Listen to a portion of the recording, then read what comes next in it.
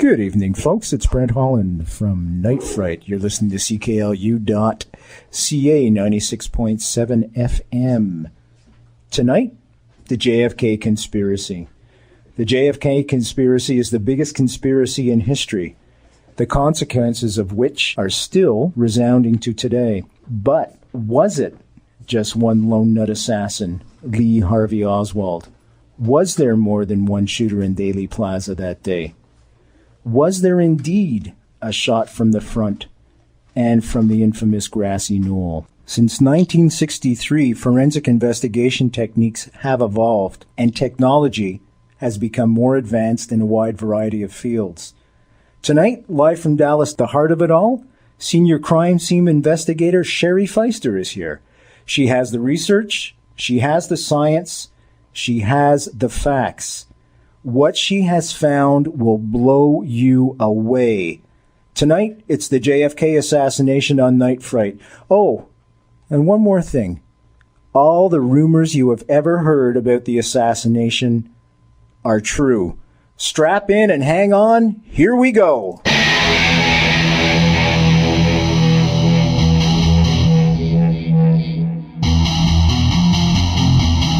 There is a time to question. There is a time for answers. There is a time to challenge. There is a time to speculate. There is a time for change. There is a time for truth. The time is now.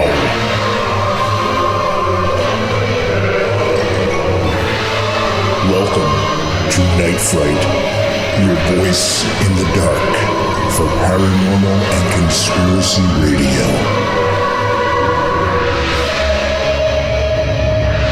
And now your host, Brent Holland.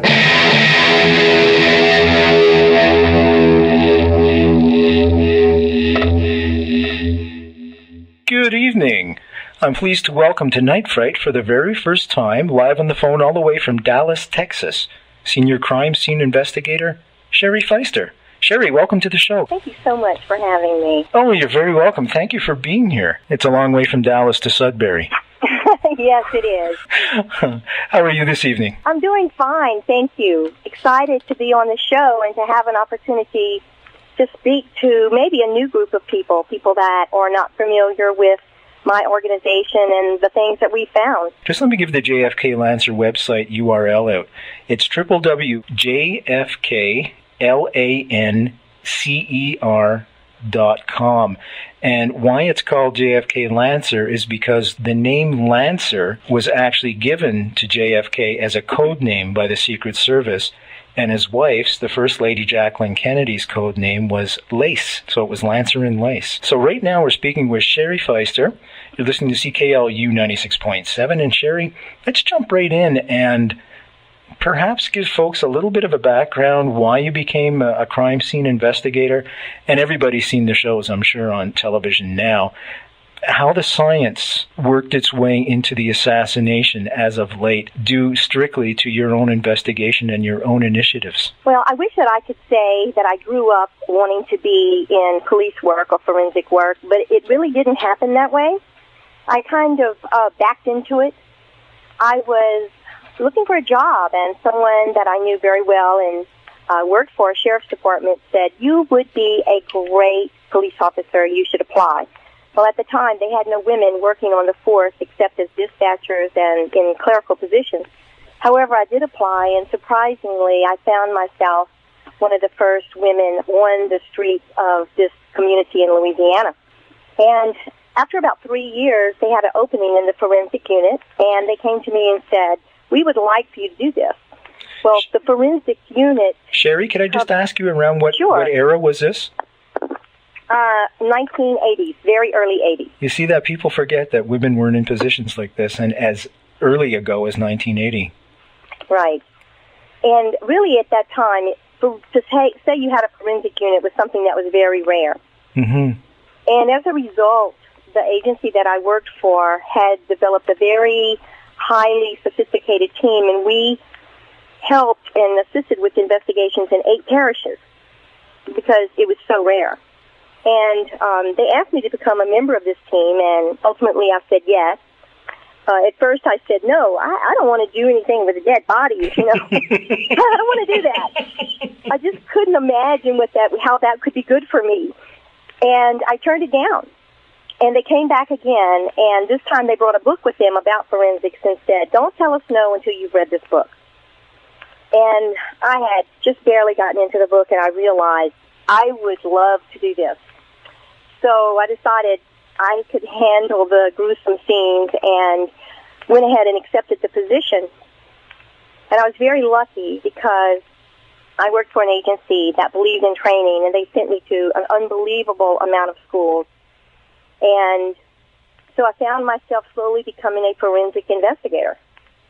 And so I did that for 20 years. Over 20 years, I investigated crime scenes, homicides predominantly. It must have been pretty gory for you to do that. You know, everybody says, oh, you get used to it. It's like a doctor gets used to looking at blood and stuff. Mm-hmm. I think you adjust and become accustomed to looking at the scene and the grisly part of the scene. But I don't think anyone ever really becomes accustomed to seeing the human suffering. Mm. You know, I don't think you ever adjust to that. That's a very good point, actually, you bring up. People forget about that. It's not just the body, it's the people who are left afterwards. Right. Mm-hmm. And so it's a demanding field, but it was very rewarding in that I knew that if I did my job well, mm-hmm. I would take someone off the street and maybe prevent something horrible happening to another family. That's really admirable. I have to admire you for doing that. Well, thank you. I liked it. What led you to the JFK assassination of all things? Oh, my goodness. Well, as I was investigating and testifying as a forensic investigator, mm-hmm. my sister, Deborah Conway, and she is president and founder of JFK Lancer Publications and Productions, she was investigating the John F. Kennedy assassination. She, as long as I can remember, has been interested in the Kennedy family, in his politics, his administration, and in the investigation.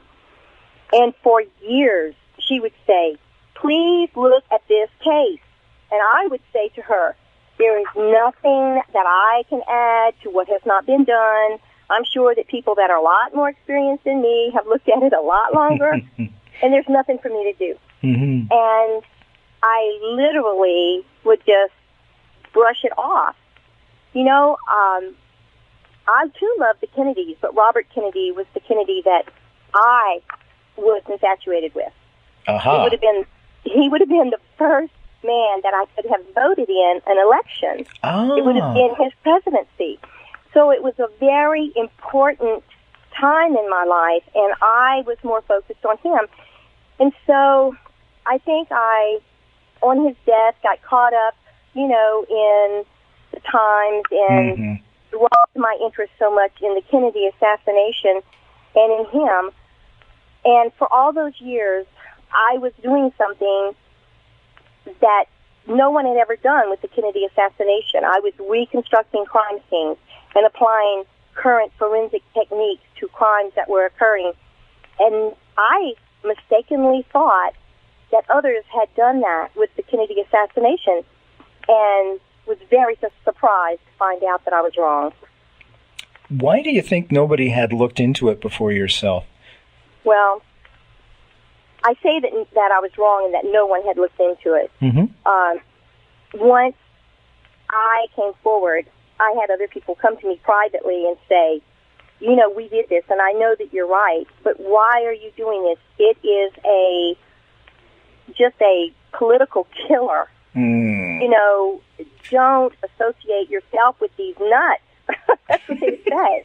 You know, and so, you know, it was like two sides of a coin. On one side, the professional side is, I'm above this and don't want to become involved, and I'm not going to go out on a limb and be the first one to say this. Mm-hmm. But in their private lives, they knew what the truth was. But because they weren't speaking openly about it, I didn't realize that they felt like that. So one had publicly come forward and made themselves a part of the Kennedy assassination research. It was kind of validation for you on one hand, but on the other hand, nobody would publicly come forward, so it was kind of a slap in the face. The only thing that they would do is that many people were willing to peer review my work. And so by having peers review your work and say, I can find nothing wrong with your techniques, I can find nothing wrong with your findings, that in a way is saying I agree with you and, with what you're saying and what you're publishing. I was just going to say, Sherry, for those of you that are in university doing a PhD and you're doing papers and things for publication for peer review, this is the same thing. I'm trying to build an analogy so people understand what you've gone through and the fact that nobody had anything negative to say about your findings. It really was validation. Let's talk a little bit about those crime scene investigation techniques that you decided to use and how you applied them to the Kennedy assassination. The first thing that I did was dealing with bloodstain pattern analysis. I believe it was a Thanksgiving in 1992, maybe. I was in the kitchen washing the dishes, and my sister Deborah was looking at a book that had a photograph of the Zapruder frames in it, and she was talking about someone else with it, talking about the photographs with someone in my family, and said something about this blood that you could see out in the air. And since I was an expert, court-certified expert in bloodstain pattern analysis, this immediately caught my ear. So I just kind of walked over and to the table and looked over her shoulder and said, "Oh, that's back spatter." And she said, "What's back spatter?" I said, that's blood that's expelled out of an entry wound back towards the shooter. I thought my little sister was going to fly. She was so excited. Just was so excited. And, she starts asking me all of these questions. And for people that work with Deborah at JFK Lancer, they know she can get anything done. I mean, absolutely anything. She has contacts that you would never dream of. Yeah, she's a fireball. After that, just absolutely a fireball. The next thing I know, I'm slated to speak at a conference in Washington, D.C. in a few months. You're going. You have to have this paper ready. They want a synopsis, and you have to give up. I'm like, oh my heavens, what have I done? Well, when it came time to present in Washington, it was the very first time that anyone spoke out on bloodstain pattern analysis or used any kind of forensic investigative technique to determine if the fatal headshot came from the front or the rear. You're listening to Night Fright, Wednesdays from 3 to 5 in the afternoon and from 10 until midnight at night. Your voice in the dark for paranormal and conspiracy radio. And now your host, Brent Holland. And I was actually sequestered in a homicide case and had to get special permission to go. But go I did. And I was in Washington, D.C., and I don't know how many hundreds of people are in this conference room, auditorium. And I give them, the information that they needed, just as if they would be a jury and I was testifying at a trial, because for me, that's what I did. This was a homicide. I applied forensic techniques that I did every day, and I presented that information to a jury for them to make up their mind as to what occurred. It was just stunning. It was just, they were so excited to hear something new and so accepting that it was a possibility. Well, I think more than a possibility, because there's science, there's solid science that you have used in other investigations that you just brought to this one. So the template was already there, and the results you found were, well, they blew me away. I was stunned. I was absolutely stunned. Absolutely. I wasn't expecting the results that you had. I really wasn't. And we'll get to those after, folks. Okay. We're speaking with Sherry Fiester right now. Am I pronouncing your last name correctly? Actually, it is Fiester. Fiester, I apologize. Yeah, that's okay. It's not a problem. It's my Canadian accent. There you go. And you're listening to CKLU 96.7 FM in Sudbury, and we are now streaming on the internet, www.cklu.ca. Just hit the streaming link and you'll be up and running listening to us anywhere in the world. And Sherry is a senior crime scene investigator. She's brought forward techniques that she has learned by being a CSI and has applied them to the JFK assassination, and we were discussing her result and her techniques. Before we do, I should just say you had mentioned the Zapruder film before, and for folks that don't know, the Zapruder film was shot by a fellow by the name of Abraham Zapruder. And Abraham Zapruder was just in front of the Grassy Knoll shooting the motorcade as JFK went by. And just do a Google real quick on the Zapruder film, and I'm sure you've all seen it before. It was in the JFK movie by Oliver Stone. It's the most common film that you've probably seen of the JFK assassination. I think it lasts about 23 seconds. And each frame of the Zapruder film was given a number, and the actual headshot was Zapruder 313 or Z313. So with that as a background, I guess we'll move on to some more of your techniques, if you don't mind sharing. Absolutely. Thank you.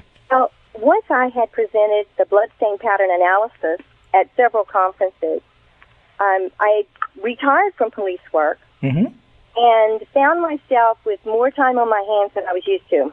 And I was just looking for something to occupy my time, basically. But, of course, Deborah was always after me to speak at a conference or do something new. And so I thought, if I were really reconstructing this crime scene, the next thing that I would undertake would be a trajectory analysis to determine where the shooter was. And so I did that. And I called her up on the phone and said, I have something really interesting to tell you. I don't think that the shooter was standing on the Grassy Knoll. And she said, Sherry, you're wrong. For 30 years, people have looked at this. There's no way that they were wrong. No one has suggested that it's not from the Grassy Knoll unless you are, a fan of the Warren Commission, and you're just wrong. And I kept on to say, no, I'm using trigonometry. There you go. Trigonometry is not confused. It is not have a memory problem. It's not biased. That's it. Yeah. It's not. And this is what it shows. And so she was pretty excited about that and then asked me to do another presentation for her. And so in 2003, I presented the trajectory analysis at the November in Dallas conference that is hosted each year by JFK Lancer on the anniversary of the assassination. Can you talk about that conference? I know there's another one coming up between the 21st and 23rd.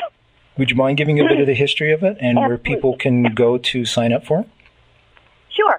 Okay, if you go to jfklancer.com, there is an opportunity when you're looking at it to look at conferences, and if you go to the conferences, it will tell you the conference that's being held at that time, and you can also look and see what conferences were held in the past. So you can see the schedule, the speakers that are going to be there, and this year is just an outstanding array of people that are speaking. There sure and is. It is really good because this is the 45th anniversary of the conference. We asked for some very special people to come, and we are just very, very excited. You're going to see some new things. I don't present very often. I think that it's been maybe 4 years, or at least maybe a little more. Maybe it was like 2003 when I spoke there. The Lancer conferences basically, because JFK Lancer is a historical research company, they specialize in the administration and assassination of President Kennedy. They pull together the renowned researchers from all over the world and provide a platform for them to share their work with people, whether it's through publishing their books, helping them to obtain information for their books, or to speak at the conferences. And at the conferences, they apply to come. We select those people each year, out of a large group that asks to be speakers, and we put them in groups that are similar so that there is a continuity to the program, and we let them talk. Most of the time they're talking about the assassination. However, we do look at the policies and the administration of JFK as they relate to the assassination. Each year when we have that conference, it's called November in Dallas. We have the speakers on DVD from past conferences, which can be purchased at jfklancer.com. And we also have a memorial service at Dealey Plaza. And this year it will be on the anniversary day. And we have a wonderful host of people that are going to be presenting some very special music and messages at that time. It sounds like a very special event coming up. It is very special. And we also give scholarships, which very few people know about. We help people that are trying to go to college, and we help teachers. We give cash scholarships in adjacent to books and research material to those teachers who use the JFK Kennedy assassination in the classroom. No matter what they're teaching, whether they're using it for history or critical thinking, it doesn't matter. We give them money for use in the classroom to help them to be able to do that. It's fantastic. And we also have scholarships for students. They apply online. There's a way that they can click on scholarships, and through that link they can learn what they need to do and how to apply. They write their... it's like a paper that they would write about what the JFK assassination means to them or why we should study it. And they present that to us, and we select a student each year to receive a cash scholarship to help them get to college. So, you know, Lancer is not just about the big-name people having a place to speak and getting their books published. It's also for people that want to write a term paper, and they just need some information. So it's a fantastic resource. I have to admit, I've been many times. I've been to the website. There's even a forum you could sign up for and join in conversations. I understand that you have a DVD for sale at Lancer with all the information and your research completed on it. Yes, I do. It's the forensic DVD, and it has four programs on it. Oh, it has 4 on it. Oh, okay. Yes. I did an analysis on the bloodstain pattern. That's right. Work on the fatal headshot. I also did a second one on the trajectory. I did a crime scene critique of the crime scene work that was done in the school book depository. Oh. It's based upon the crime scene standards of 1963 and upon the written standards for the Dallas City Police Department. Oh, we'll have to get into that for sure. And the fourth presentation deals with trajectory analysis on the shooting death of J.D. Tippit. J.D. Tippit, I should explain to folks. It's reputed that as Oswald was making his way, escaping, if you will, from the Texas School Book Depository, sometime after the shooting, he ran into a police officer and allegedly killed the police officer, and that police officer's name was J.D. Tippit. That was the reason given for arresting Oswald in the first place. He was not originally charged with murdering the president. That only came afterwards. The original charge against Oswald was the murder of this police officer. Some researchers don't believe that he actually was involved in that shooting either, and it was another frame-up. Let's go back and talk a little bit about the blood splatter and the trajectory analysis that you did, and maybe some of the techniques. I know there's 5 steps for trajectory analysis. I wonder if we could just walk through those 5 steps. There are a lot of people that believe that Oswald was the shooter from the school book depository. And there are a lot of people that believe that the fatal shot from the Grassy Knoll came from the Grassy Knoll. If you really want to know where the fatal headshot came from, then you have to do a trajectory analysis. It's not enough to just say, this is what I think. And in the clip that you played from the movie JFK, it's so interesting that you picked a portion of the movie where he says, back and to the left. I did that on purpose. Back and to the left. I thought for so many years, back and to the left. Well, common sense is going to tell me, and my experience as a police officer or an investigator tells me that back and to the left, I know it's a frontal headshot. But yet I waited for a long time to prove it forensically. And then once I did that, I've always said the shot came from the right front. The problem is, where is the right front? What is the right front? I mean, it's one thing to say from the right front, but if you don't really know what the right front is, it could be anywhere. Exactly. Very good point. And I should also mention that the Warren Commission, just as a little bit of a history background to this, the Warren Commission was assigned in the same sense that the 9/11 Commission was assigned to investigate the tragedies. And the Warren Commission was the commission that was assigned to investigate the JFK assassination. And their conclusion was a shot from the back from the Texas School Book Depository, which was behind JFK, by one single shooter. And that shooter was Lee Oswald. Alice in Wonderland, as they call it. Once you're down that hole, holy cow. All that to say is, if there is in fact a shooter from the front, then by definition there was two shooters and a conspiracy. And that's what we're going to get into tonight. And Sherry's got the facts and the science to prove it, which is incredible, incredible work. All you folks from Lancer and all the researchers in general. And I have to give you kudos, because nobody's making a dime off this. This is all research on your own time, your own initiatives also. If you make a few bucks, it's not much.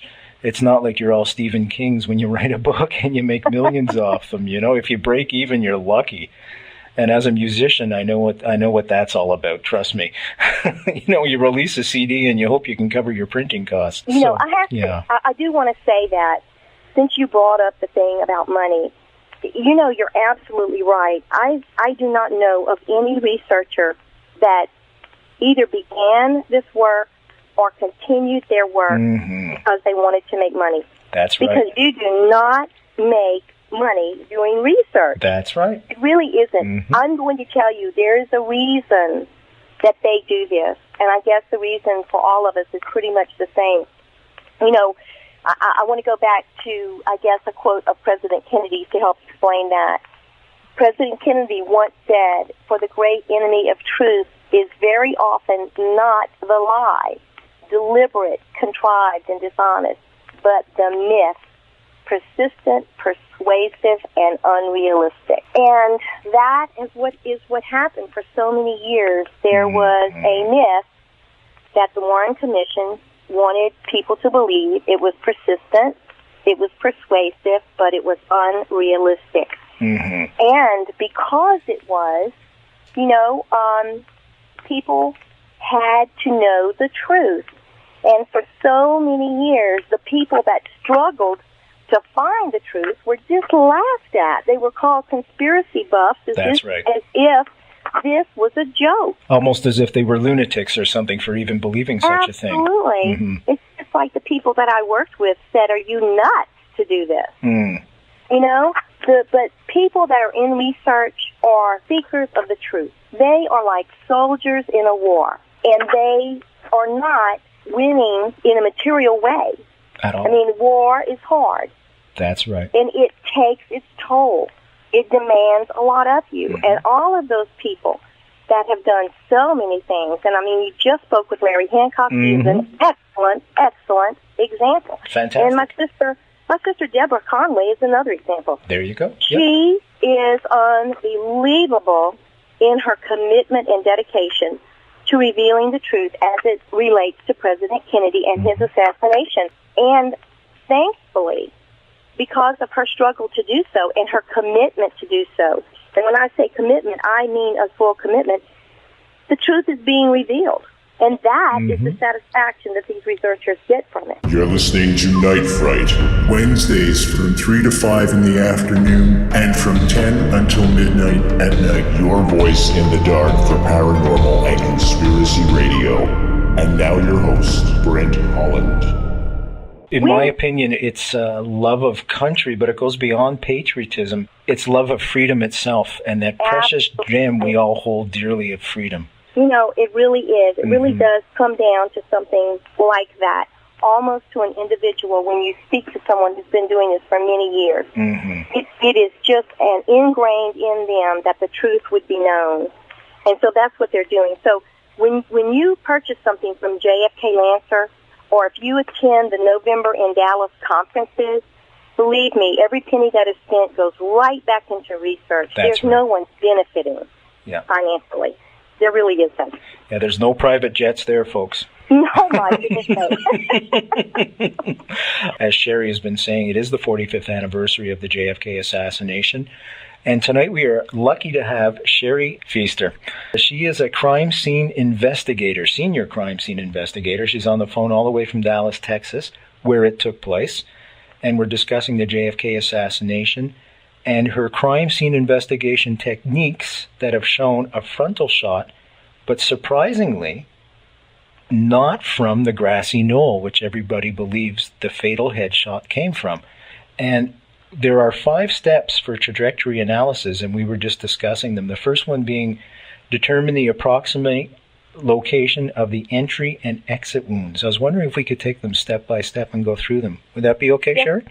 Absolutely, we can. Thank you. I want to say to your readers, your listeners, if you want to try to do this with us, if you have a pen and paper, and if you have access to a map of Dealey Plaza, I can kind of walk you through a very, very basic trajectory analysis so that you can see how this works for yourself. I recommend to everybody to just do a quick Google on Dealey Plaza map, and you'll see something. If you're driving in the car, don't do it. Right. Just imagine an upside-down L, and that'll give you a pretty good indication of how Dealey Plaza would be laid out. In order to do the trajectory, first let me say that a trajectory is the path that a bullet would travel through space. And a bullet in 3 dimensions is not only going forward, but it's always also going to be have elevation changes. But when you have a high-speed bullet traveling a short distance, like it would in Dealey Plaza, that curvature would be very slight. So you can use a straight-line trajectory in this particular analysis and have it be just almost right on. It'd be very, very accurate, very accurate. So what you need to do is determine what those 2 points are. What 2 points would you use? Well, normally, if you have 2 points that you know the bullet has gone through, they're going to be an entry and an exit wound. So that's what we would use for the JFK shooting. We're going to select the entry and exit wounds, and that would determine the beginning of our trajectory. Now, in order to do that, we have to decide where the wounds are, and there is quite a bit of controversy about that. So it would be hard for us to say this particular point is where the bullet impacted the head. Okay. So I'm going to do this along with you. I've got my upside-down L all set to go. Right. You got your L. Okay. What I'd like for you to do is to draw an oval as if you were looking down on a skull, down on someone's head. A top view of the skull. Okay. All right. So you're just make an oval, and you say, I'm looking down on someone's head. Okay. And you're going to divide the head so that it's into 4 pieces. So you would draw a line across the center and down the center. So you would divide that oval into 4 even pieces. Okay. Done. All right? Okay. Looks like a piece of pie. On one side, on either the top or the bottom, and I would probably use the top because it's the easiest, draw on that line that's intersecting vertically, draw a little arrow at the top, and you're going to know that's the way that the skull is facing. He's looking that way. So his nose would be on that side. Okay. So on the right-hand side, on that top portion, would be the right front quadrant. Okay. That would be the right front quadrant.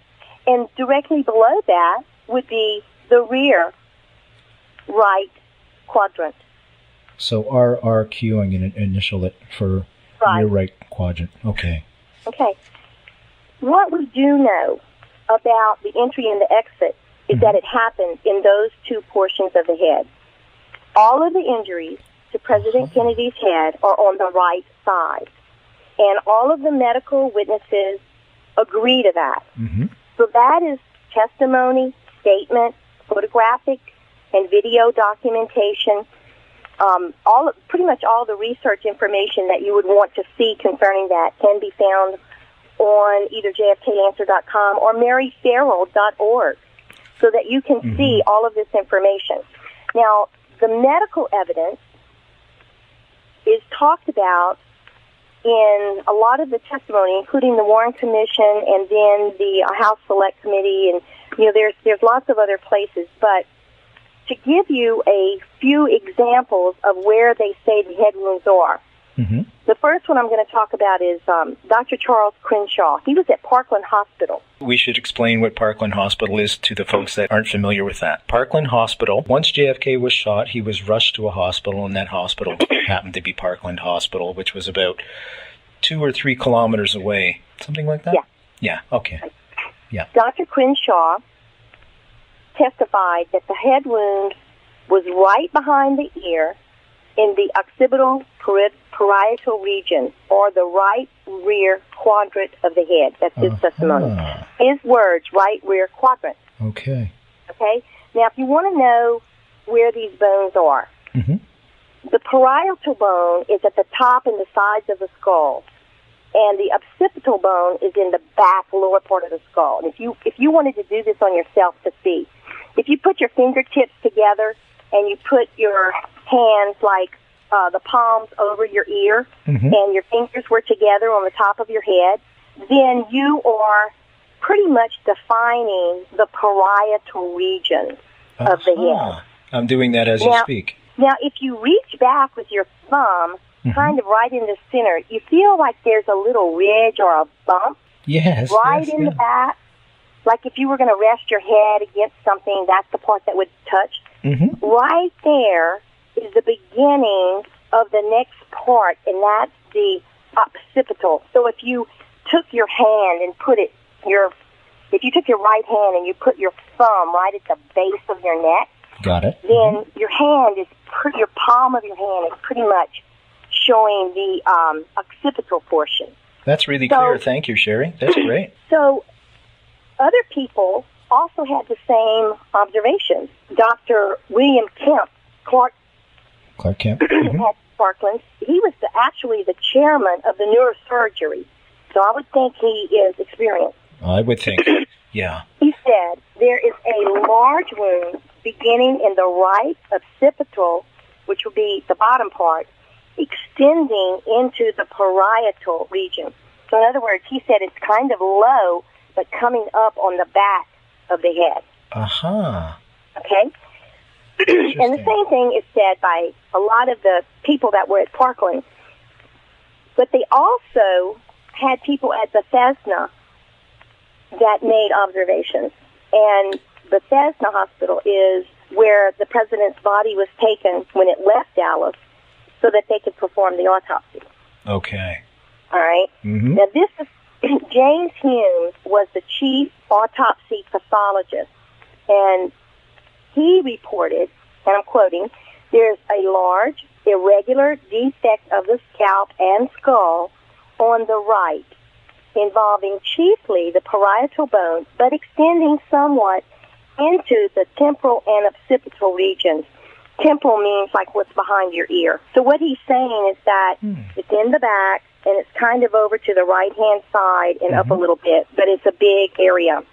And even, excuse me, no problem. Another pathologist, Robert Carney, said most of the bone that was missing was destroyed in the back of the head.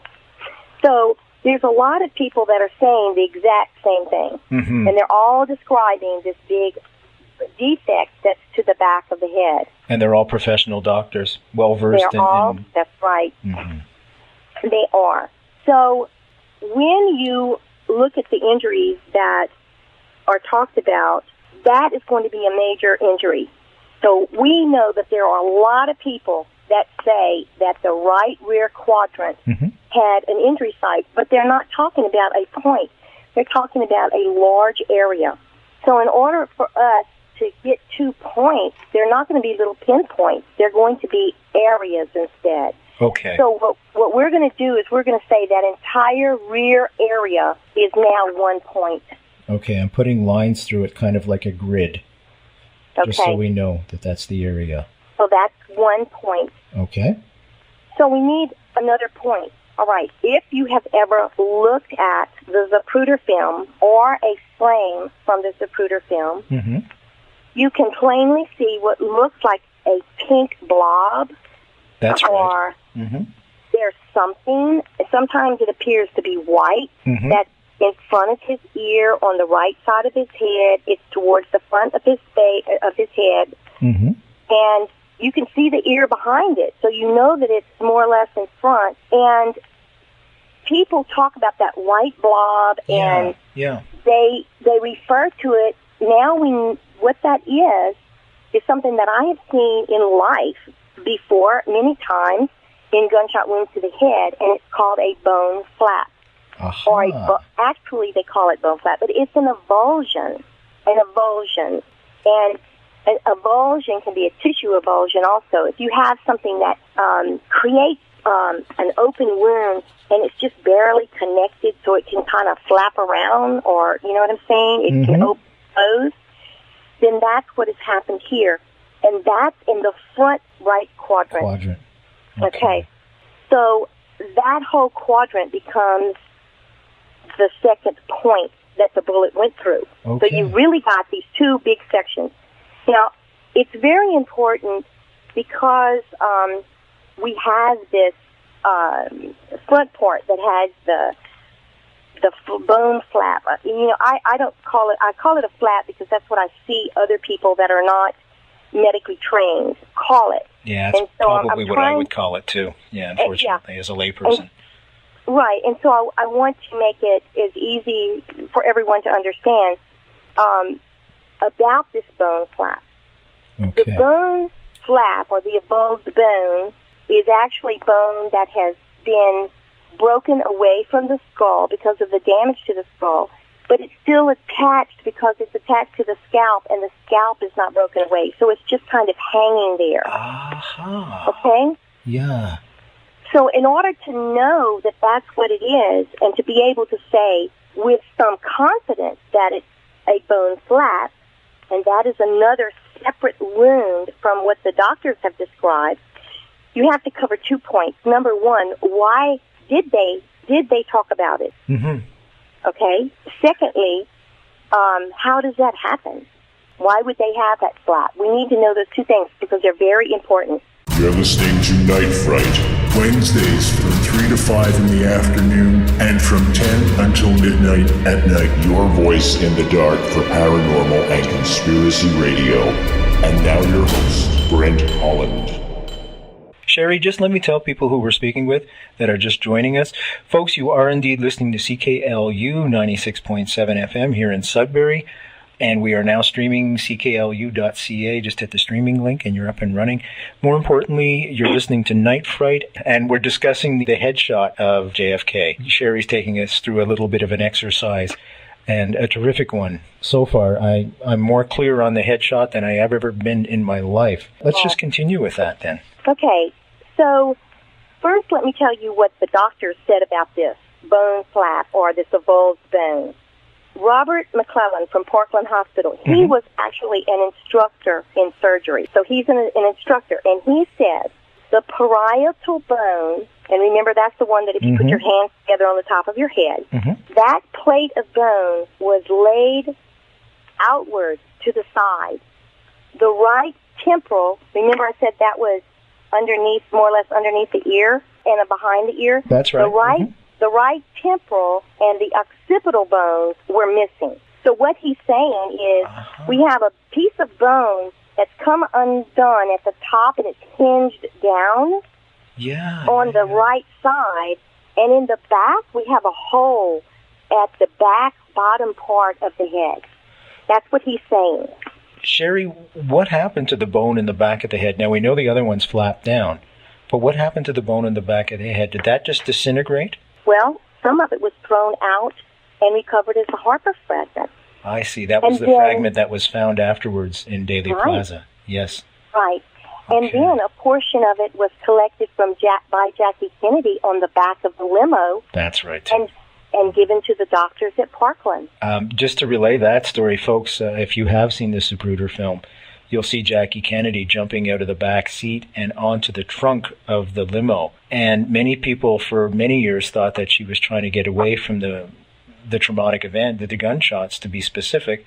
But in fact, she was trying to grasp a piece of JFK's head, her husband's head, and did in fact grasp it and put it back on his head and virtually tried to hold his brains in. Just horrible. Just horrible. Yes. Now, Malcolm Perry, who was the assistant professor there, said, at Parkland, said, a large avulsed wound of the right parietal occipital area, both scalp and portions of the skull were absent. Okay?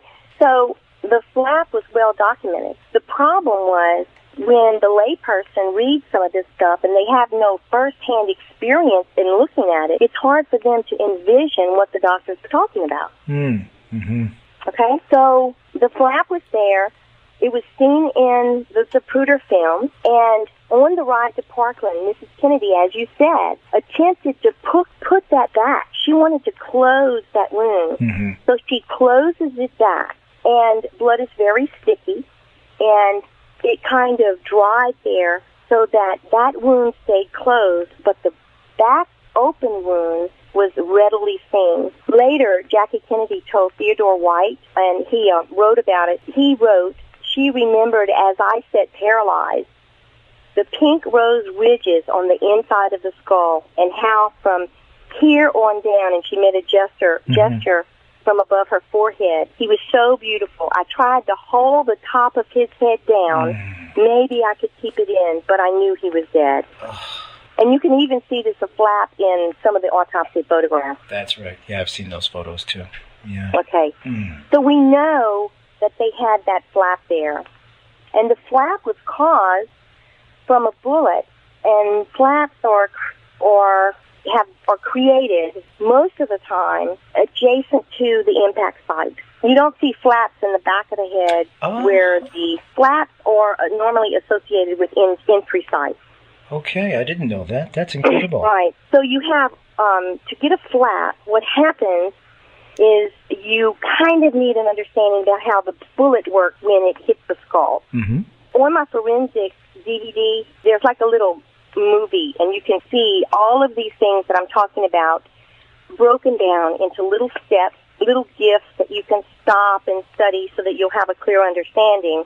But the bullet interacts with the head in different stages. To us, it appears to be instantaneous, but it's actually a series of events that are taking place. Mm-hmm. First, the bullet strikes the skull, and it forms a small entry hole. Okay. Then the next thing that happens is the bullet starts to pass into the brain, cavitation part, and blood and brain matter is going to be ejected out of that hole, just ejected backwards out of that hole, that small hole, as back spatter. And that's what you see in frame 313 in the Zapruder film. That's what that is. Okay, now I understand. Yeah. Hey, I talked to Bill Newman, who was the man that was standing the closest to the president in front of him when the shooting occurred. He described that to me like a red mist. He said it was as if someone took a red spray paint can and just went shh, and this red mist came out. And that's exactly what it looks like. Precisely what it looks like. Yes. Yeah. So first you have that happen, and then you have the bullet that's now traveling through the brain, and it's going to start to expand. It might fragment, which it did in this case. It might start to just tumble. As it's doing that, it's creating two different kind of cavities. One is called a permanent cavity, and that's a permanent hole where the actual bullet passes, and it like creates a hole that's not going to close up. And then it has a temporary expanding cavity. And as that expands, that creates pressure inside the head that's enclosed, except for that little tiny hole. So it's like an inner tunnel, folks. If you can imagine this, it's a mining town. Of course, you can imagine the tunnels. So it's a tunnel, folks, and outside the tunnel, where all the pressure is, that's where you get the fall of ground, and rock falls. So yeah, there you go. Mining technology. Who knew? Now I'm on the other end of that. Okay. No, but it makes perfect sense what you're saying. You're doing a fantastic job. I can't say enough, because you're guiding us through this very visceral thing. It's on the radio, and yet I'm picturing this exactly as you're describing it. You're doing a great job. That's all I can tell you. Thank you. So as the bullet first struck the head, it starts to fracture the skull. And so you can imagine, beginning from where the wound is, going backwards, you get these little lines and fractures of the skull. Mm-hmm. Okay, so imagine it's like an egg that has suddenly been cracked. Great analogy. Yes. Okay. So you have this little cracked egg, and inside the cracked egg is the bullet. And the bullet is creating pressure that's pushing outward, and that's helping to crack the egg. Okay. Then the bullet continues forward, and because moving with the bullet and also slightly in front of the bullet is that pressure, it pushes out a greater hole. So a greater hole is exiting than what came in. So that's why people say entry wounds are normally smaller than exit wounds. Mm-hmm.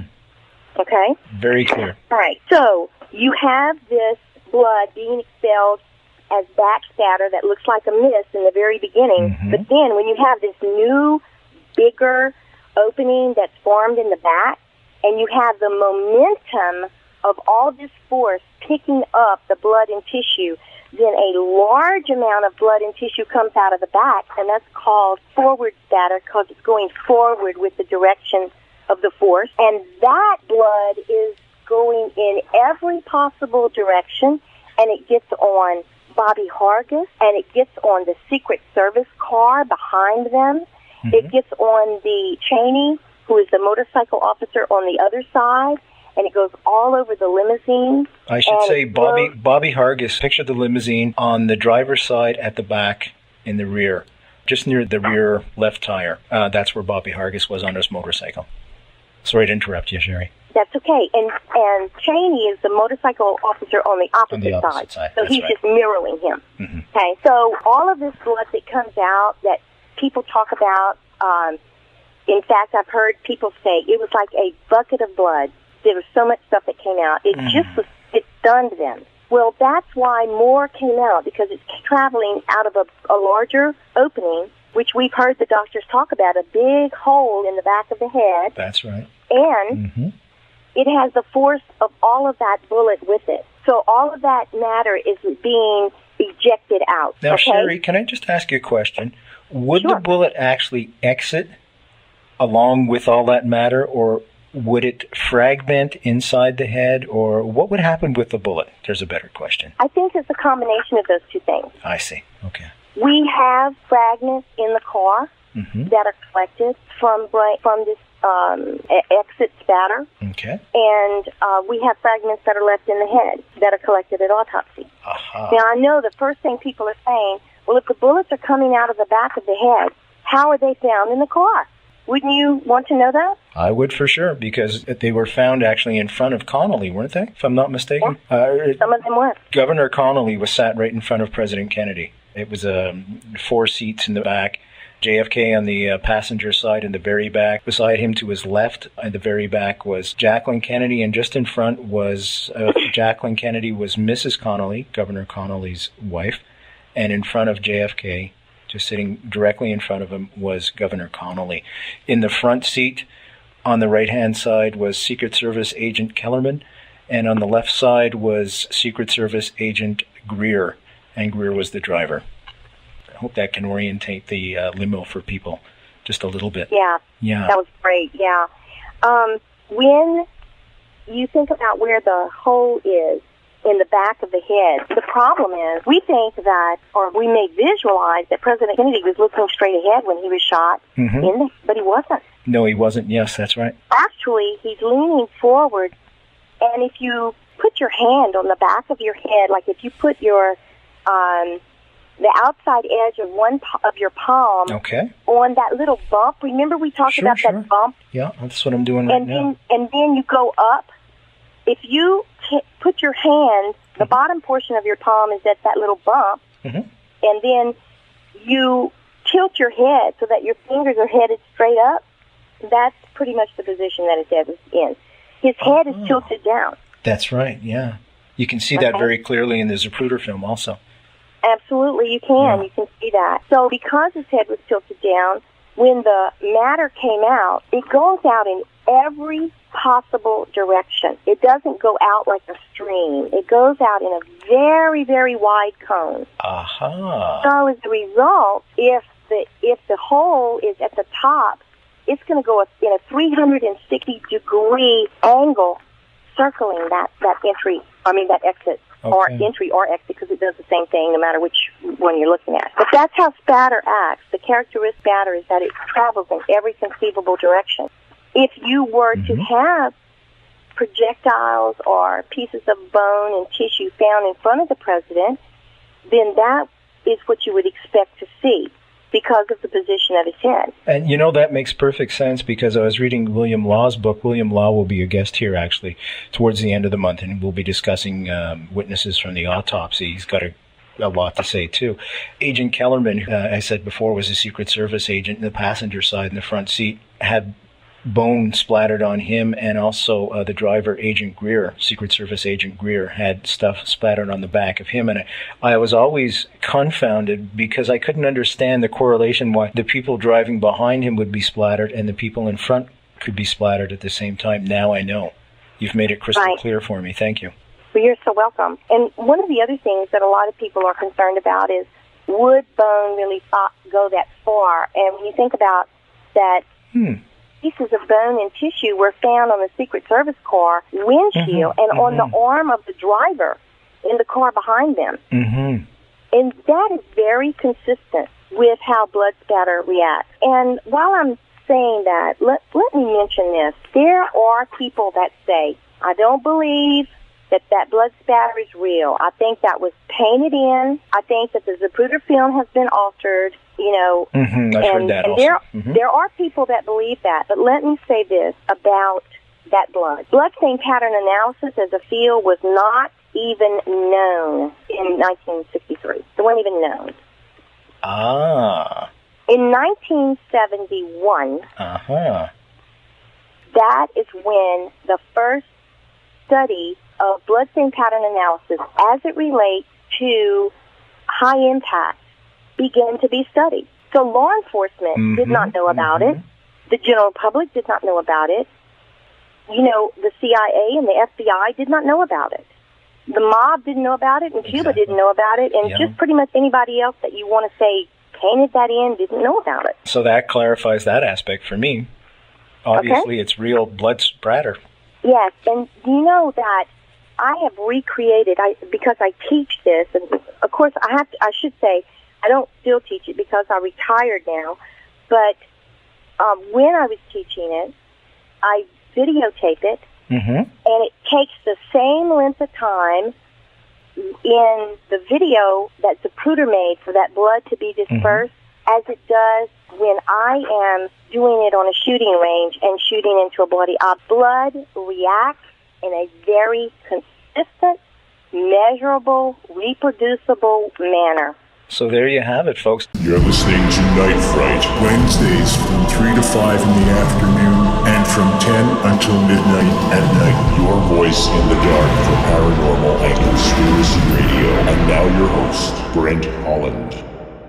We are speaking with Sherry Fiester, and she's from JFK Lancer Productions. JFK Lancer is an incredible resource made online. You can reach them at www.jfklancer.com, and the word Lancer comes from the code name that was given to John F. Kennedy by the Secret Service, which was Lancer. And the First Lady, Jacqueline Kennedy, her code name was Lace. Just a wealth of resources there. They have a conference that's put on every year in November, right in Dallas, where all this took place. It's a Herculean effort that they all put on, and they invite different speakers, and it's just an incredible event. There will be a memorial service given right at Dealey Plaza, and all that information can be found directly on jfklancer.com. Also, they shoot, I shouldn't use that word when associated with the assassination. They film. There you go. They film every conference, in the same sense that Donald Scott was here, Professor Donald Scott was here at the end of August, and he had a conference. People were here filming that, and they put that up for sale on the website, and it's just an incredible resource of history right there. And we are so lucky to have Sherry, senior crime scene investigator, telling us all about how she's applied modern techniques. Yeah, everybody's seen the show CSI Miami and CSI New York and CSI, and how those techniques are put to use to solve crimes, and how she has used those same techniques and applied them to the JFK assassination. And right now we're discussing the headshot and trajectory locations. I'm going to have to tell you Yes. that in order to use the entire quadrant, if I use the entire quadrant as an entry and the bottom quadrant or the rear quadrant as an exit, it would require quite a bit of finesse in order for me to make you understand that over the radio. Okay. Because you're using trigonometry, you have to develop an angle that would encompass every possible trajectory. I do that in detail on my forensic DVD. But for our work tonight, I want everyone listening that is doing this with us to pick a point on their right front quadrant that they think is the point that the bullet entered the head. So just pick a point that you think, and you would draw a dot there. Okay. I've got it right over JFK's right eye, just a little bit to the right. Okay, that's a good place. Then I'm going to pick a point in the back that I think that it might have come out of. And you can just arbitrarily pick the place that you think most likely would represent that. And remember, we're just a two-dimensional world here, so it's not really going to matter if you're thinking higher on the head or lower or whatever. Again, the way I've marked it is on the right, but further towards the side of the head. In other words, not lining up exactly with my X that I've marked over JFK's right eye. Okay. More to the right of that. Then what we would do, the next step, is draw a line that would intersect those 2 points, okay? You now have a straight line trajectory, all right? So you've completed that first step. So you've got your trajectory, and you have to determine, do you think it came from the front or the back along that trajectory?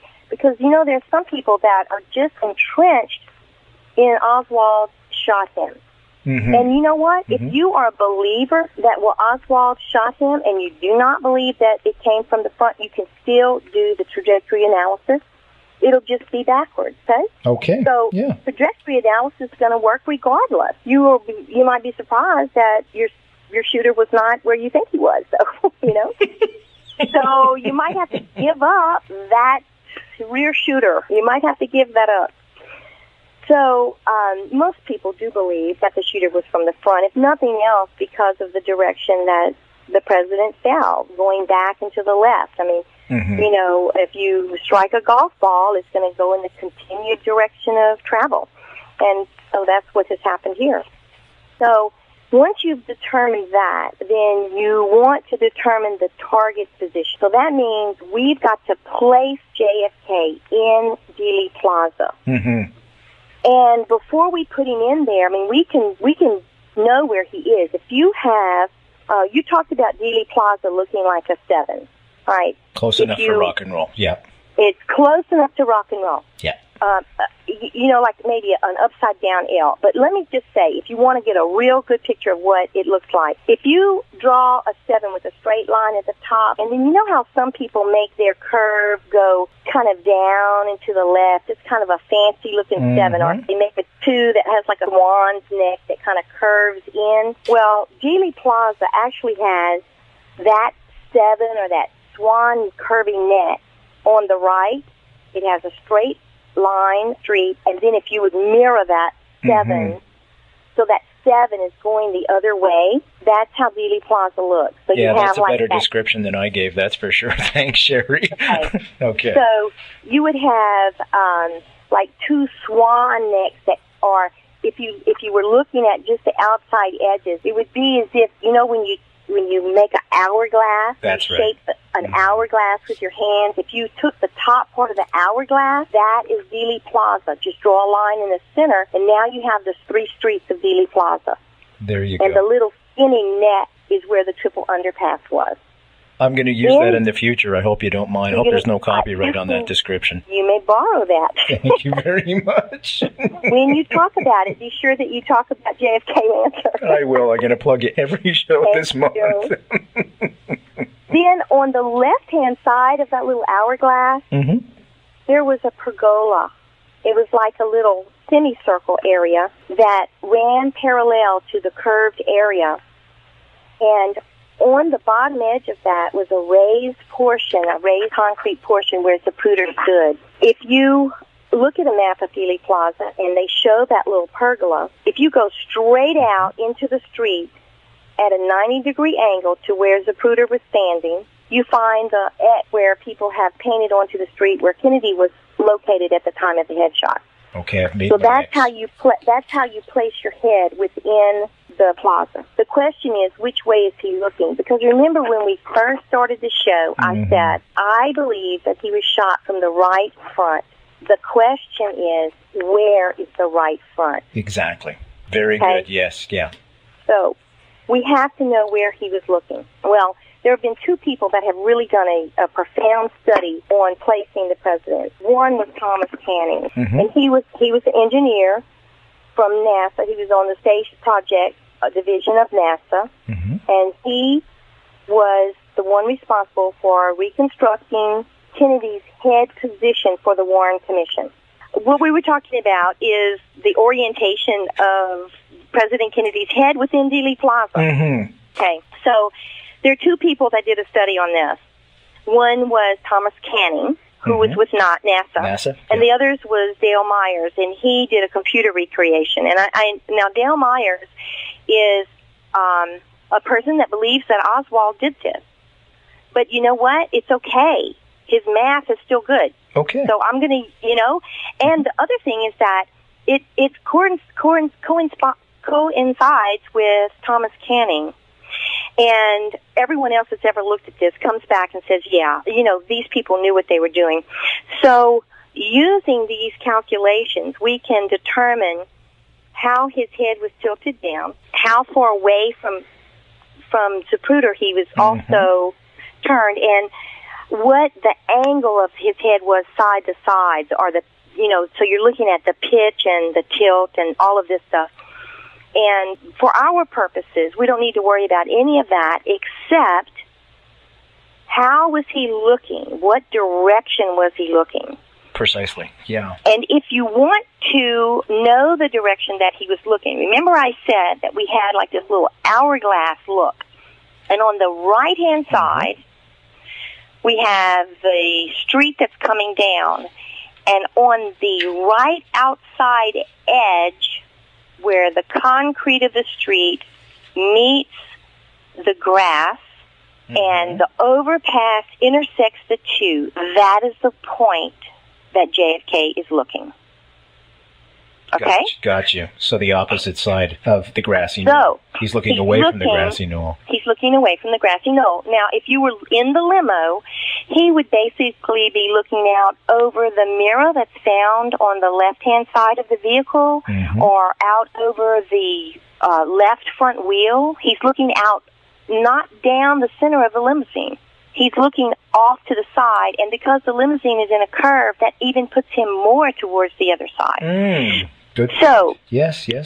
So you take your little head that you made, and remember I said when you first divided the head, I said draw an arrow. That would be the way that person would be facing. That's right. Line your head up so that your little head is in between those 2 positions.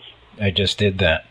Okay. All right? Yeah. So he's looking that way. Okay. Then actually he's looking a little further to the right, but I'm just going to use this as a point where people can visualize it in their mind. That's okay? perfect. That's fine. This is great. It's just for visualization. Mm-hmm. And once you do that, then if you look at the line that you drew as a straight line trajectory, that's right. You can then see where you think the shooter was standing. Oh, my goodness me. Look at that, eh? Uh-huh. Okay? So now you can say, I think the shooter was standing in this area right here in order to make the entry and exit wounds in the places that I believe. Now, here's the interesting part and really important part. Okay. It's not only what is possible, but what is impossible. So, if I want to come in at the right front, the most extreme angle that I can take without moving my little head and keeping that skull in the right position and not intersect the left-hand side of the head, that would be another straight line trajectory that I could draw on there. That angle that I just created, everything that's outside of that angle cannot be where the shooter was located. That makes complete sense. Absolute complete sense. Mm-hmm. So not only are you saying that the shooter is on the opposite side of Dealey Plaza from Zapruder and the Grassy Knoll, but it was impossible for the shooter of the fatal headshot to be on the Grassy Knoll. Wow. It's mathematically impossible. And it's funny, because the House Select Committee, folks, if you're not sure what the House Select Committee is, I'll do a quick Reader's Digest version of it. Towards the late 70s, there was such a ruckus about the JFK assassination, the Martin Luther King assassination, and the Bobby Kennedy assassination, and wrongdoings by the CIA that the American Congress got together and decided to have an investigation on all three assassinations. And indeed, for the JFK assassination, the end result was a probable conspiracy based on analysis of a soundtrack. I won't go into detail. They had a soundtrack of possible shots from Dealey Plaza. And the result of that soundtrack was that there was indeed a shot from the Grassy Knoll, but it missed the limo. It coincides with what you were saying. I found that fascinating. Absolutely fascinating, that first of all, that there was scientific proof that there was indeed a frontal shot, which blows me away because right away that's conspiracy. Right. I just get goosebumps thinking of that, and why would the government cover it up? We'll get into that after. But to think that all these years I believed it came from the Grassy Knoll, and it did not. It came from the opposite side of the Grassy Knoll where no one was looking. Right. Incredible work, Sherry. Thank you. You deserve a medal for this. This is incredible. Well, I didn't get a medal, but I did get something. I have to tell you. Please. In 2003, at one of the JFK Lancer November in Dallas conferences, I was honored with the Mary Farrell JFK Lancer New Frontier Award in appreciation for my contributions to new evidence and furthering the study of the assassination. Thank you. Larry Hancock's also been awarded things, that same kind of thing, as many of the people, that are big researchers. And I am just honored to be with that group of people. They have put in so many more years than I have and really done a lot. They really have. But yes, this is, I think it's groundbreaking work. And, no one else has done this. And when I speak at the November in Dallas conference this year, I am going to talk about this analysis in detail, and I am going to do a little bit more than the presentations that I've done in the past, which I think I've only maybe done one on the trajectory, maybe two. I don't think so. I think just one. And I'm going to kind of clear up a few little things. There are some questions people have, like, well, would it get over the limo? And what about Jackie? Would it hit her? And, things like that. I'm going to address all of those things. So this coming conference is going to have new stuff. It's, I'm not just going to be saying the same thing that I've always said. And so if they're listening here and they think they're getting everything, they won't be. I want to mention there really are more things. You're listening to Night Fright, Wednesdays from 3 to 5 in the afternoon and from 10 until midnight at night. Your voice in the dark for paranormal and conspiracy radio. And now your host, Brent Holland. I want to mention your DVD, which is for sale at jfklancer.com, www.jfklancer.com. And all the information, folks, if you want to go to this conference, I highly recommend it. You will learn a lot more about the conspiracy. You're going to meet some great people, and there's going to be a great memorial going on. It's 45 years. You know what is wonderful about going to the conferences is that you not only get to meet people like Larry Hancock and William Law and myself, Fiester. And you get to talk to us one-on-one and ask us questions and, have books signed and that type of thing. But there are also some very important people there that the opportunity to meet is dwindling fast. People like Ed Hoffman, Good point. the deaf-mute that saw a shooter from the Grassy Knoll. He saw that person. He saw what they did with the rifle. And there was always a problem because for him, American Sign Language is his language. English is a second language. That's right. And he does not, he was not taught English. He picked up a little bit along the way. But he has found a wonderful interpreter and two people that are researchers and actually high school, one of them is a high school teacher, that have helped him write a book that is coming out this November. And he's going to be at the conference, and his story is going to be told in full with detail for the very first time. Another person that's going to be there that is not going to be available forever is someone like Aubrey Reich. Aubrey Reich is the ambulance driver who was in the room with Jackie Kennedy when she came in, when the president was deceased, and tried to put her wedding ring on his hand. He is the person that put the president in the coffin. So he has a very unique story to tell. And people like the Mr. and Mrs. Bill Newman, who were right there when it happened, and Beverly Oliver, who they call the Babushka lady that was in Dealey, Plaza. All of these people have such an experience to share, and they're at the conference and available for people to just speak with. They make themselves just available to anyone that wants to take a photograph or get their autograph and ask them for some personal related incidences. So it really is a fine conference, not only on the educational level, but it is enriching on a personal level. It really is. And folks, if you were listening this afternoon, you do know that we had mentioned Aubrey Reich. I was speaking with Larry Hancock about it, to the fact that Aubrey Reich's ambulance company had received a plethora of phone calls in the few days prior to the assassination, and we were discussing the fact that it looked like somebody was timing the arrival of the ambulances to the scene, and just several minutes before JFK's motorcade was to arrive, indeed there was another emergency call calling Aubrey Reich's ambulance to the scene to pick up an epileptic. What people don't realize is that was precisely at the time when JFK's motorcade was to pass by that area. JFK's motorcade had been held up, time constraints. There was just larger crowds than people anticipated, and the motorcade was 5 minutes late exactly. So Hugh will be telling all these personal live stories, and these are all facts. These are real witnesses that were there. Aubrey Reich has a new book that's coming out. It was written with Colin McSween, who is from Canada. And Colin worked with him for several years to get this beautiful book out, and it will be released also at the conference. And these are things that can be ordered online at jfklancer.com. You can see the new books, and of course you can also order Larry Hancock book, Williams Law's book. Ian Griggs, who is from England and will be speaking at the conference, will be there. And, of course, you can get my forensic DVD so you can have a better understanding about the trajectory analysis that we've talked about. Which is incredible work. I'm just absolutely astounded. We are speaking with Sherry Fiester right now, and she is a senior crime scene investigator on the phone live from Dallas, where all this took place in 1963, 45 years ago. November 22nd, the world changed.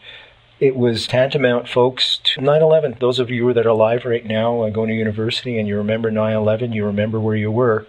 Picture that 45 years ago with JFK, the same thing. There was a commission right after called the Warren Commission. They did an investigation, came out with, they felt that it was Oswald, acted alone. The conspiracy and the cover-up has been going on ever since, despite people like yourself, Sherry, who have done this incredible research. I must say, Larry's work too, Larry Hancock, on all the people that knew about the conspiracy prior to the conspiracy. It's just astounding. It really is. I was going to mention also in our pre-production meeting the other night, you had mentioned somebody that showed up at your door that even gave you greater validation for your research and your findings. I was wondering if you recall that conversation and if you would like to talk about that. I certainly would. I mentioned that I had retired from police work and was living in Lexington, Kentucky, and was looking for something to do and started looking at trajectory. That's, basically some years after I did the Bloodstain pattern analysis. And my husband had made friends and worked with a man who was retired as a military sniper. And he was at our home one evening and had no idea what my background was. As far as he was concerned, I was a housewife. And so he started talking about his life as a sniper because, that was his life work. Mm-hmm. And so I told him, what if I would want to kill someone? What if I wanted to shoot? But I want to blame it on somebody else. I don't want for them to be constantly looking for me. I want to make sure somebody else gets the blame for it. He said, well, if you're going to kill someone, if you're going to shoot them, and you want to blame it on someone else, he said, you're going to have to make some plans about, when is the person accessible. And I said, I know I can do it outside because I have a place where I know that they will be and they'll be outside. And so he said, well, you would probably need 3 people. And so you would put one person think of it as a triangle, he said. You'd put one person at each point. One point would be you shooting the person. Then one point would be the person you want to blame. And then another point would be the distraction. Because when you are a sniper, he said there are 4 really important things that you have to remember. You have to do one shot, one kill. That's what he said. He said you need to know that you can do the job. You need to know that there's concealment or some way that you are not going to be noticed, that people are not going to see you. You have to be able to get away. And the way that you can do that is you have someone that creates a distraction. Everybody looks that way, and then you shoot, and they don't see you. Or, you can either use a silencer. And in the midst of explaining all of this to me, he suddenly stops and looks at me and says, you're talking about the Kennedy assassination, aren't you? Oh, man. I was shocked. Yeah. Because he had been doing all the talking, not me. And suddenly he said that, and I was, how did you know? He said, we talk. We talk. That's the only thing he said. Never said another thing about it. Wouldn't discuss anymore with me. I was just got chills from it. Yes. I mean, it was just so weird. Well, years later, I had an opportunity to speak with Craig Roberts. Craig Roberts wrote One Shot, One Kill book. The book. He was also a sniper. And, of course, he's done a lot of other things, and one of the things that he's done is come to the conferences. He's been to several of them and spoken there. Well, at the last time I spoke, Craig was not speaking. He was actually in another room, and his wife came to hear me speak. And I did the trajectory analysis. And she went back and she said, Craig, you have to listen to what this girl is saying because everybody's up in arms, She's like, it's like the Holy Grail is being sit on. It's not the Grassy Knoll. It was terrible. People were like, she just can't be right. She can't be right. Sacrilege, yeah. Yes. So he came to me, and I was so excited because I had planned a tour of the jail where Oswald had been, and I had never been there, and I wanted to go and sit in that jail. I just wanted to see, everything. I wanted to see the spot where Ruby shot him. And so at the conference, there's opportunity to do that. It's closed to the public now, but through the conference, you can do it. There you go, folks. So I was excited about doing that. And then Craig Roberts, who I am like in awe of, comes up to me and says, "Would you like to go to Dealey Plaza with me?" And I'm like, absolutely. Yeah, twist my arm. Oh, absolutely. So we go to Dealey Plaza, and he walks on the other side. He walks around, and he looks, and my sister Deborah and a few other people are with us, because obviously he's, a pretty big name, and people are in awe, and so they're like following him like groupies. And he walks around, and he stops at this particular point. Now, Deborah and I had done the same thing with a small group of people a few weeks before. Okay. And while we were there, I stopped at a point and said, "This is where I think the shooter was locating, based upon my trajectory analysis, and I'm taking pictures to put in my presentation." Okay. Craig Roberts stops at the exact same spot, turns and says, "If I were going to do it, this is where I would have been." Oh, man. And Deborah and I look at each other, and it's like, wow. She finally believes me. And this is a professional sniper. Me. Yeah, she did believe me. But it was just so nice to have him validate that, that same spot. So, in what was really good about that was that experience coincided with my analysis, because experience is important. Absolutely. Experience says it's a doable shot. It's doable, and this is the best place. Well, if it was the best place for him then, it was probably the best place for the shooter in 1963. Very good point, and wow. You're listening to Night Fright, Wednesdays from 3 to 5 in the afternoon, and from 10 until midnight at night. Your voice in the dark for paranormal and conspiracy radio. And now your host, Brent Holland. Folks, if you're like me, you're sitting here with your jaw wide open going, oh my God, it was a conspiracy? And if that's not enough, it didn't come from the Grassy Knoll. That was probably just a diversionary shot from the looks of things. And validation from a sniper, a professional sniper. We have about 15 minutes left. I was going to ask you, I'm going to give you your choice, if it's okay with you.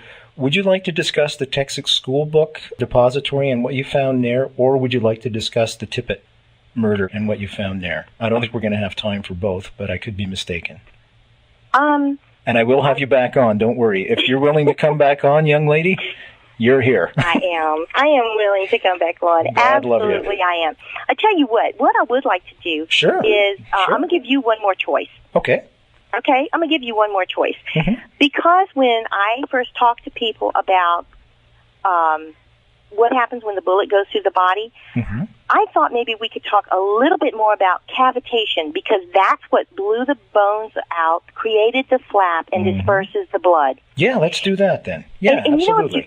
If you don't really understand that, you're going to come back later and be saying, I don't get it. How can that work? And I really would like for your listeners to have as many questions answered as possible by the show. Okay, just let me set it up. We're speaking with Sher Fiester. She is a senior crime scene investigator. She's done analysis on the trajectory of the JFK assassination, the bullet shots. What she has found has just blown us completely out of the water, folks. She has found a frontal shot for sure, guaranteed, but not from the Grassy Knoll, where everybody thinks it comes from the opposite side. All her work can be purchased. She's put a DVD together at a fantastic reference website called jfklancer.com, and you can go there. There is a conference coming up November 21st to November 23rd right in Dallas, where it all took place. They'll take you on special tours, as I've just found out, and I will be making that pilgrimage next year. I can't go this year, but next year I will be making that pilgrimage. I'm going to promise myself. Honey, if you're listening, please. I'll let you buy as many shoes as you want. Just let me go next year. That's a little inside joke between Sherry and I. Sherry, if you wouldn't mind, go ahead, far away. Thank you. All right. I just want to take us back to where we were talking about cavitation. It has to do with what happens when the bullet goes through the head. And remember I said that a bullet goes through in different stages, but it's so fast, it looks like it's happening all at once, but it's really in stages. Okay. So the bullet strikes the skull and creates an entrance hole. And as it goes in, it immediately starts creating cavitation. And that cavitation is the pressure that pushes the blood back out of the entry hole as back spatter. And it's what you see in the Zapruder film. It's that red mist in front of President Kennedy's head. In fact, it kind of obscures his face in frame 313 of the Zapruder film. That's right, it does, yeah. All right, then the bullet continues forward, and it could fragment or tumble or expand as it continues to pass forward.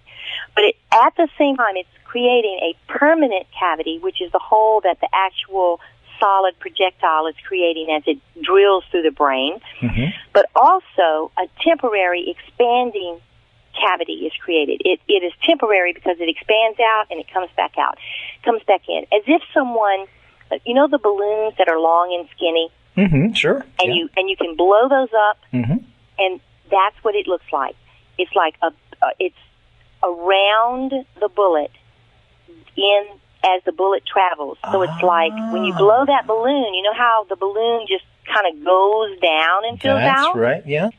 Well, that's what cavitation does. It follows the bullet, and it starts to expand following the bullet. That's a great analogy, by the way. I'm going to use that one, too. Thank you. You may. Go ahead, right ahead. Just remember where you got it from. Can you tell I've had to testify a few times? Just a few. We need for the jury to understand, and we need for your listeners to understand. Well, if you can explain it to me, you're doing a great job. The thing about research, or I should say about what I do, this kind of research, when you do analysis, the idea is that you should be able to explain it so that the person listening on their own reaches the same conclusions that you have. That's what I want. I don't want you to believe this because you think I'm good at what I do. I don't want you to believe me personally. I don't want you to just trust because I have a background in forensics that I know what I'm doing. I want you to understand it and say, I understand it, and I think the same thing. That's a very good point. Very good point.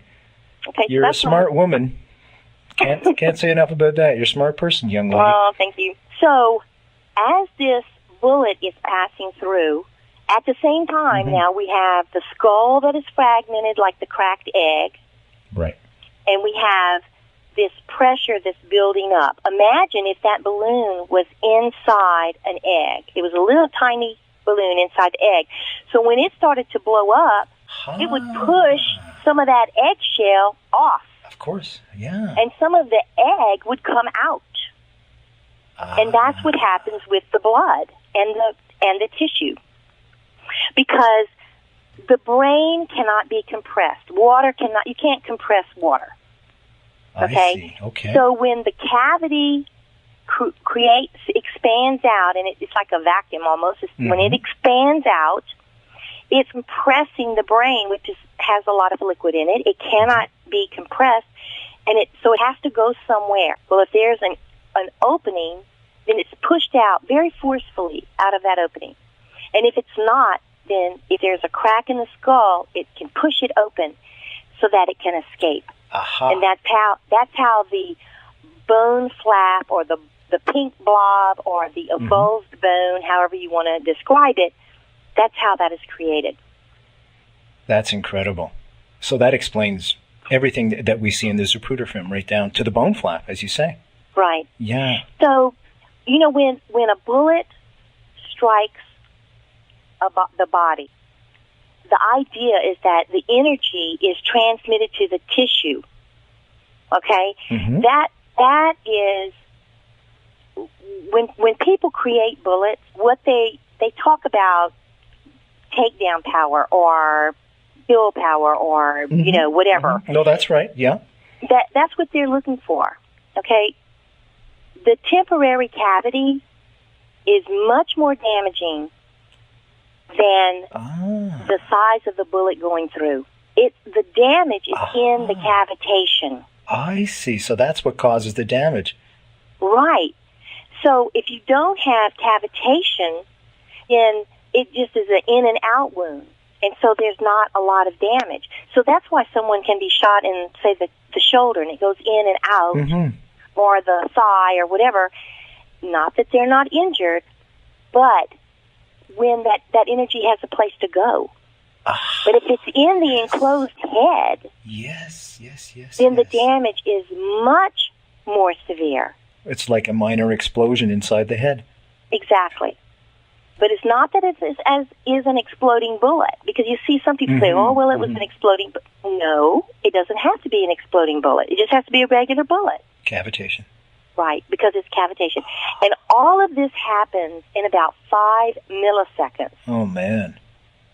So 5 milliseconds that's why it looks like it's immediate. Yes. So, and tissue that is as far away as 40 times the diameter of the bullet are stretched and torn and just sheared. Wow. So you have this little bitty bullet, but 40 times the diameter of the bullet in 360 degrees in every direction. It's more than just 360. It's like it's the center of that balloon that's opening and going down. So it's in front of it, it's behind it, it's on every side. So it's just expanding all the way along that route. Exactly. Okay. Yeah, but I understand. Good. Yeah. Okay. So, when you really think about what has to happen, and then you think about what was documented by the medical personnel and what's visible in the Zapruder film and other photographs, it all falls into place. It certainly does. All the pieces are coming together for me. Absolutely brilliant work. Absolutely incredible. I am sitting here. Thank you. Unbelievable. We've got to go out and tell Obama that, hello, there's a conspiracy. Do something. Finally, somebody who will listen, I hope. You're listening to Night Fright, Wednesdays from 3 to 5 in the afternoon and from 10 until midnight at night. Your voice in the dark for paranormal and conspiracy radio. And now your host, Brent Holland. I was going to ask you, what did the Dallas Police Force, what didn't they do that they should have done way back when? Now, I understand it wasn't until 1971 you said that these techniques came into play. The technique of blood spatter analysis.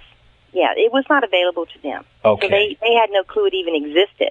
I mean, no one knew it existed. I mean, blood is, from beginning of time, liquids react to force in a predictable manner. Okay. And people had looked at things like blood drops on the floor and said, I can tell the direction that person was traveling. Or they looked at some blood, but the real study of blood and what happens if in gunshots and videotaping it and seeing how long it takes to travel and how fast the blood is moving when it leaves the head, and all of those things were not done. They didn't even know it existed to study. Okay? Because it happened so fast. So when would they have seen it in the air? Exactly. Yeah. Is there anything that you feel they could have done that they did not do? Or maybe were prevented? It's really difficult to explain the Dallas Police Department. I know that there are people that say, I don't think that they did a good job, and, I think they pretty much worked with what they had, and it wasn't so much that their techniques were poor. They were maybe inconsistent, but I need for people, before you can talk about what they did, people need to understand what it was like to be a Dallas police officer or a police officer anywhere at that time. Okay, fair enough. That's fair enough. That's true. Okay. Because forensics was a word that wasn't used. People didn't, for them, if you went out with some powder, and they would have the old brushes, and, they would throw black powder on everything. Well, now we know that black powder was probably destroying as many prints as they were picking up. But they didn't know. Yeah, exactly. And at that time, having a fingerprint, if you didn't know the person that did it to make the comparison, meant nothing, because there was no AFIS. APIS is an automated fingerprint identification system that allows not only America, but the world to compare fingerprints and have them in a centralized place. A database. A database. But that was not even a dream. Okay? So the way that crimes were solved were by confessions and police officers on the street asking questions. In most cases, crimes were committed by people, and they were standing there when the police arrived, the smoking gun. It was a family member or a friend or a worker or something. Very few crimes were solved by using any kind of evidence. It just wasn't done. Just wasn't done in those Forensics was just a baby. It was just a baby to say, we're going to fingerprint, we're going to collect impression evidence, tires, and they were doing it, but they had no way other than in their office to compare it to anything. It was very different, and police officers were men of, a lot of them were big men, and they were it was the force, and they were short on, I don't want to say that they weren't intellectuals, but that side of police work wasn't as important.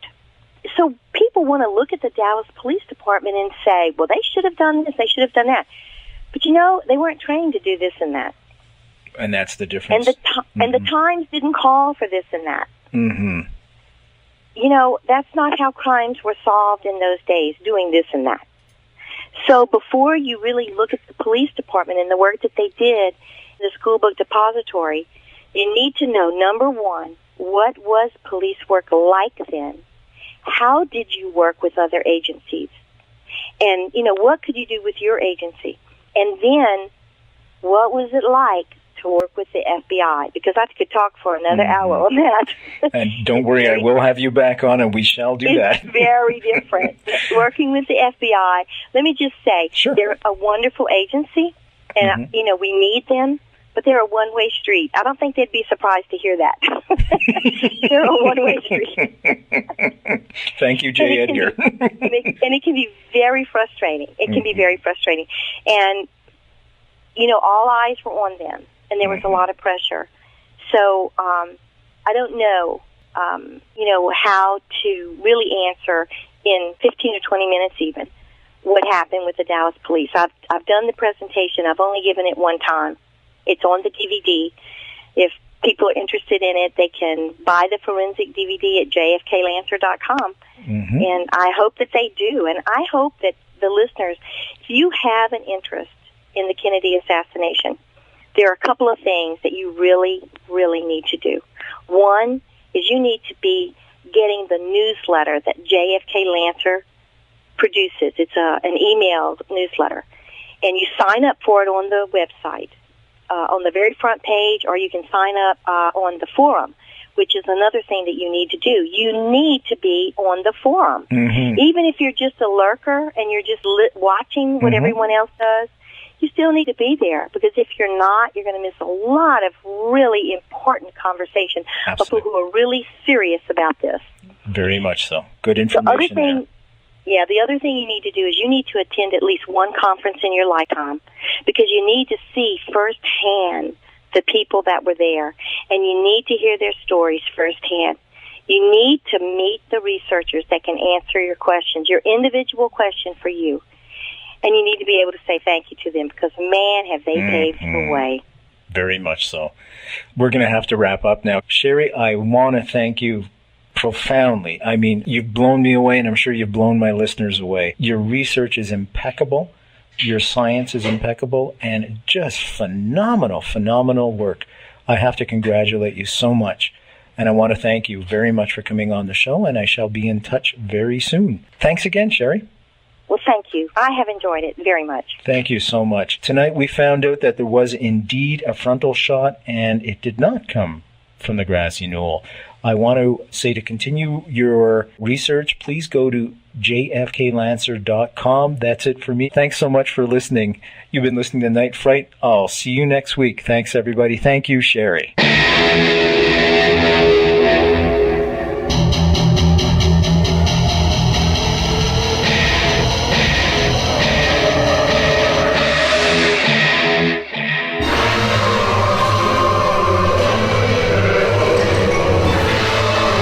Listening to Night Fright, Wednesday nights from 10 to midnight on CKLU 96.7 FM. Your voice in the dark for paranormal and conspiracy radio.